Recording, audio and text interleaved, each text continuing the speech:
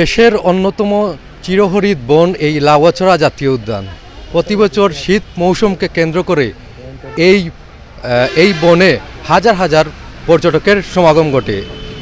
বিশেষ করে মৌলভীবাজার জেলার শ্রীমঙ্গল ও কমলগঞ্জ এই দুই উপজেলায় এই লাউয়াছড়া উদ্যানটি বিস্তৃত।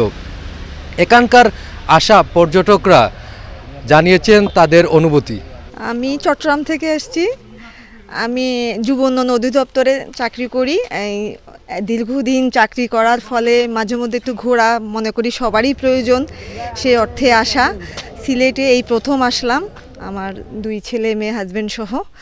তো এসে ভালোই লাগলো। এতদিন তো কানে শুনছি, এখন চোখে দেখলাম। ওদেরকে নিয়ে আসছি বাচ্চা কাচ্চা সহ, এই জন্য এত দূর হাঁটা যায় না। তবে সামনে একটা রেল লাইন আছে, তারপরে বিভিন্ন লোকজন আসতেছে, তো আমার পরিবেশটা খুব ভালো লাগছে। ঘুরে ভালোই লাগলো। এখন পর্যন্ত শ্রীমঙ্গলে যাই দেখলাম, চা বাগান হতে শুরু করে সব কিছুই ভালো লাগলো। আজকে লাউয়াছড়া যে উদ্যানে আসলাম, ভিতরে যে প্রাকৃতিক যে পরিবেশটা আছে, যেটা বন বিভাগের আন্ডারে, তো ভালো লাগলো ঘুরে এখন পর্যন্ত।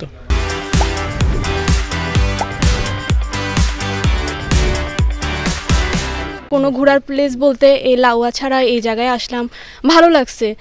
সত্যি কথা বলতে চিটাঙে ওইরকম বন জঙ্গল দেখা হইতো না, বাট এখানে এসে বন জঙ্গল দেখে খুবই ভালো লাগছে। এত সুন্দর যে বাংলাদেশে এত সুন্দর পরিবেশ আছে, এখানে আসলে আসলে বোঝা যায়। হাসিয়াপল্লী, তারপর হচ্ছে এই জঙ্গলবাড়ি, সব নিয়ে ঘুরলাম, ভালো। স্পেশালি ওদের রোডটা একটু অন্যরকম ছিল আর কি, রোডটা হাঁটাটা একটু কষ্ট হয়ে যায়, তাছাড়া সবই ভালো ছিল মোটামুটি। চায়ের রাজ্য এই মৌলভীবাজার জেলায় রয়েছে পর্যটন খাতের অমিত সম্ভাবনা। প্রতি বছর এই জেলায় আসেন হাজার হাজার পর্যটক। পর্যটকদের অভিযোগ যে এখানকার যাতায়াত ব্যবস্থার আরও উন্নয়ন সাধন করা সম্ভব হলে আরও বাড়ত পর্যটকের আনাগোনা, এগিয়ে যেত এই জেলার পর্যটন শিল্প। পর্যটক এরিয়া যেহেতু করছে ওনারা, সেই ক্ষেত্রে হচ্ছে আরও একটু উন্নত করা দরকার। দেখা যায় ভিতরের কাজবাজগুলোর জন্য কিছু লোক রাখতে পারে, ভিতরে আর একটু প্লেসটা সুন্দর করতে পারে, সেই দিকটা নজরদারি রাখা উচিত। কিন্তু যেহেতু এতগুলো টাকা টিকিট নিচ্ছে তারা, সেই ক্ষেত্রে আসলে ভিতরে সেরকম পর্যটকের জন্য কিছুই রাখে নাই তারা। আমি প্রায় 2.5 বছর যাবৎ এই বিতে কর্মরত আছি।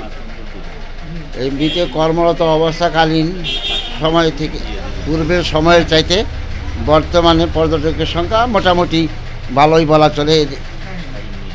এর মধ্যে বিদেশি পর্যটক আশানুরূপ হচ্ছে না অন্যান্য বছরের তুলনায়।